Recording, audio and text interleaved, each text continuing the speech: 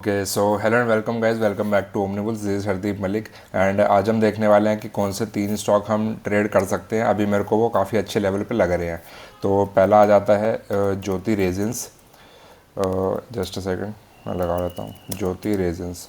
तो ये कंपनी भी काफ़ी आई थिंक फंडामेंटली अच्छी है।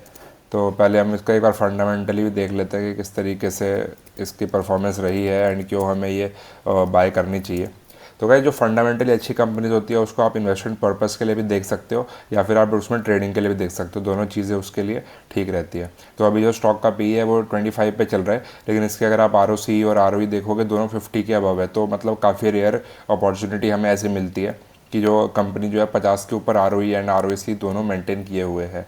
राइट, बुक वैल्यू उसके 109 है और जो अच्छी कंपनी होती है वो बुक वैल्यू पे तो रेयरली ही मिलती है, उससे थोड़ा ऊपर ही मिलेगी। राइट, तो अभी इस पर नीचे देख लेते हैं। बस यही मैंने आपको कहा था कि इसके अंदर यही एक शायद रेड फ्लैग है कि ये बुक वैल्यू से थोड़ा ऊपर चल रही है, लेकिन अगर आप इसमें देखोगे कि कंपनी ऑलमोस्ट डेट फ्री है एंड सारा डेट इसने कम भी किया है और जो मीडियन सेल्स ग्रोथ है वो काफ़ी अच्छी इसने कंसिस्टेंटली की है पिछले 5-10 सालों में। राइट, एंड जो इसके जो पेयर कंपैरिजन अगर आप देखोगे तो अब इसका जो पी रेशियो है पेयर के कंपैरिजन में थोड़ा सा अभी कम चल रहा है। तो आई थिंक कि इसमें स्कोप ऑफ ग्रोथ थोड़ा अच्छा है इसके अंदर कि 10-20% ये यहाँ से जा सकता है। मिनिमम मैं आपको बता रहा हूँ कि वर्स्ट के सिनेरियो अगर हम इसको मान के चलें तो फिर ये इतना दे सकता है। राइट, इसकी अगर आप बैलेंस शीट भी देखोगे, रिजर्व्स जो था पहले एक बार नेगेटिव था 10 साल पहले और उसके बाद अगर आप देखोगे तो कंटिन्यूसली ये इंक्रीजिंग टेरिटरी में जा रहा है। तो 119 करोड़ का रिजर्व्स इसके पास अभी भी बना हुआ है। राइट, शेयर होल्डिंग पैटर्न में अगर आप देखोगे तो 48% पहले इसके प्रमोटर्स के पास था, इन्होंने धीरे धीरे इसमें ऐड ही करते जा रहे हैं एंड इनफैक्ट FII इसके पास भी यहाँ पे एक टाइम पे 0% स्टेक था, उसके बाद इन्होंने 0.5% इंक्रीज़ किया। तो आप देखोगे कि पब्लिक से थोड़ा सा माल वापस लिया जा रहा है। तो कंपनी के promoters are very confident about the stock, तो इनको बाई किया जा सकता है। हम इसका एक बार डेली चार्ट लगा लेते हैं। BSE भी ट्रेड करता, तो आज शायद यही रान की वजह से थोड़ा सा काफ़ी नीचे खुला था, लेकिन उसके बाद इसने वापस से कवर कर लिया है। तो कल के दिन में अगर ये आज का हाई ब्रेक करता दैट इज़ 1388, तो अगर 1388 के लेवल को ये ब्रेक करता तो हम इसको बाय कर सकते हैं ऊपर 1500 या 1600 लेवल्स के हमें देखने को मिल सकते हैं। तो पुराना परफॉर्मेंस अभी के लिए नीचे गया है क्योंकि एक पहले काफ़ी अच्छी रैली इसने दिखाई थी 200 से 1600 तक।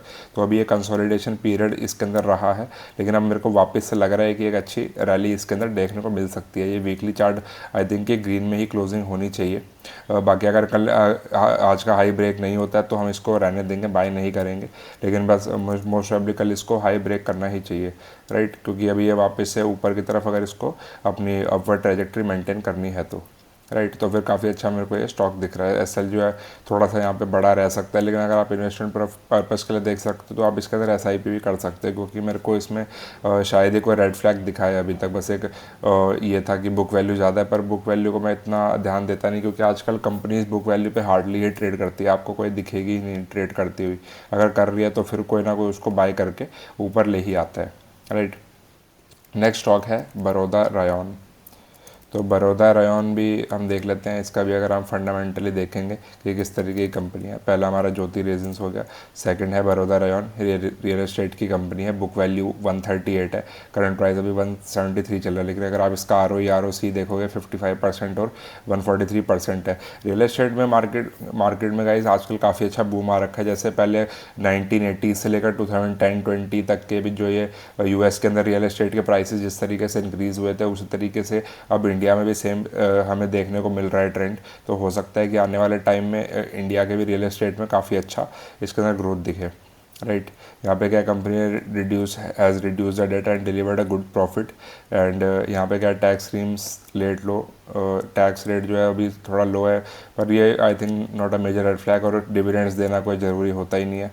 माइट भी कैपिटलाइजिंग इंटरेस्ट कोड, ये थोड़ा सा एक रेड फ्लैग हो सकता है कि इसके अंदर देखो अर्निंग्स तो अदर इनकम से तो आती रहती है, ऐसे कोई बड़ी बात नहीं है। एक इंटरेस्ट रेट कैपिटलाइजेशन वाली चीज़ हाँ हमें थोड़ा सा नज़र में रखनी चाहिए, लेकिन अगर आप SL लेके चलोगे तो I think we do not need to worry. And Baroda Rayon की जो पी रेशियो है वो 20 पे चल रहा है, जबकि मीडियन इसके पीयर्स का अराउंड 30 के अराउंड निकल के आता है। तो अभी भी स्कोप ऑफ ग्रोथ अराउंड 25-30% है। एंड अगर आप देखोगे तो इसका जो शेयर प्राइस था एक टाइम पे 230 के भी आसपास था, तो मतलब यही है वो 50% ग्रोथ है। फिर से हम ये कहना चाह रहा हूँ कि वापस से कैप्चर किया जा सकता है अगर ये वापस से ऊपर आता है। तो पहले भी उस टाइम पे भी पी सेम ही रहा होगा, तो फिर से अगर हमें मीडियन पी के पास 25-26 पे भी मिल गया तो that's also very decent return अगर आप देखोगे तो। राइट। रिजर्व्स में अगर आप देखोगे पहले ये नेगेटिव था, पिछले 10-12 साल ये नेगेटिव ही रहा, उसके बाद ये मार्च 2022 में पॉजिटिव कन्वर्ट करके and it is moving in a very good growth trajectory and आने वाले रिजल्ट्स भी इसके शायद अच्छे ही रहेंगे। तो बड़ौदा रॉयल मेरे को काफ़ी ठीक लग रहा है इस वक्त। एंड प्रोमोटर्स ने भी अगर आप देखोगे पहले इनके पास सिर्फ 47% थी, अब इनके पास 67% होल्डिंग्स आ चुके हैं। तो that means they are also very confident in their company. तो एक बार देख लेते हैं कि किस तरीके से इसका चार्ट है। मैं एक बार इसको रिफ्रेश कर लेता हूँ। यस, बड़ौदा,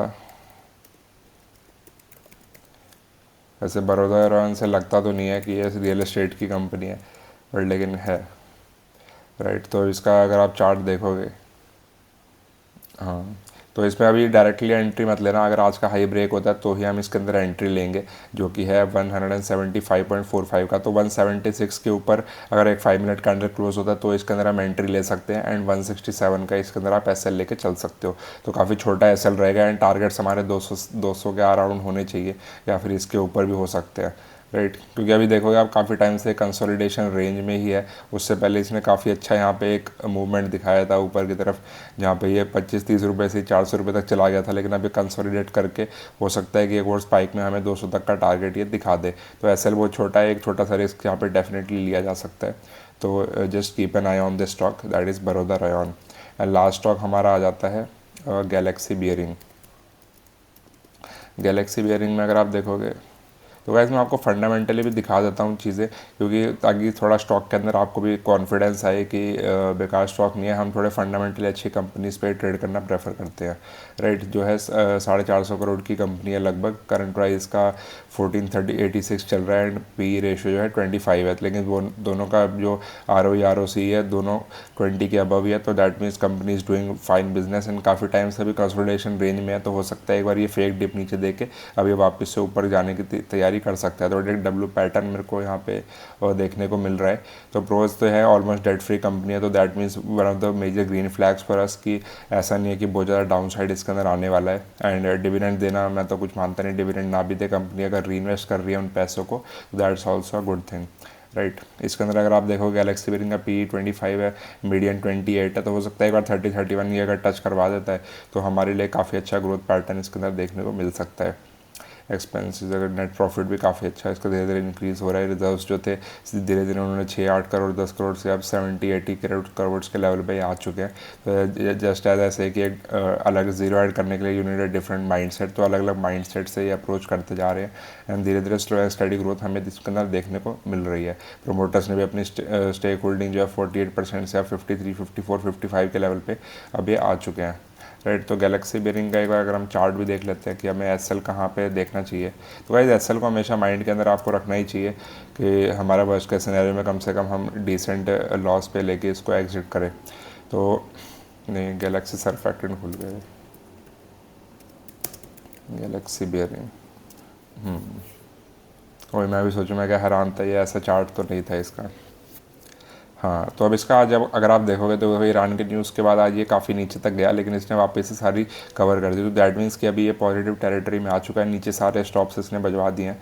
तो यहाँ पे थोड़ा सा बड़ा एसएल हो सकता है, लेकिन हम क्या करते हैं 1440 या 1435 का इसको एसएल ले सकते हैं। एंड अगर आज का हाई ये कल ब्रेक करता है दैट मीन्स 1499, तो आप 1500 के ऊपर एक 5 मिनट की क्लोजिंग का वेट कीजिए एंड अगर होती है तो हम इसको डेफिनेटली बाय कर सकते हैं। काफ़ी टाइम से कंसोलिडेशन रेंज में है, तो 1600 या 1700 तक के टारगेट भी हमें आने वाले टाइम के अंदर दिखा सकता है, राइट। देखो काफ़ी टाइम से कंसोलिडेट कर रहा है, इसको आप या तो चर्निंग के लिए भी इसको यूज़ कर सकते हो, क्योंकि फंडामेंटली अच्छी कंपनी है। तो जब भी आपको बाय ऑन डिप्स ये मिले तो आप इसको ऐड करके थोड़ी सी चर्निंग कर सकते हो, राइट। तो I think that's all for today guys. And हमारे जो 3 स्टॉक थे that was Jyoti resins, Galaxy surfactant and one was Baroda royal. तो आप इन सबको ट्रैक कर सकते हो and do let me know in the comment section कि अगर आपको भी प्रॉफिट हो रहा है हमारे स्टॉक से या नहीं। तो that's all for today guys. And अगर आपको वीडियो अच्छा लगा तो डेफिनेटली वीडियो को लाइक कीजिए and do share with your friends and also do join the Omnibus Telegram channel, जहाँ पर मैं आपको फ्री में लर्निंग प्रोवाइड कराता रहता हूँ। So that's all for today guys.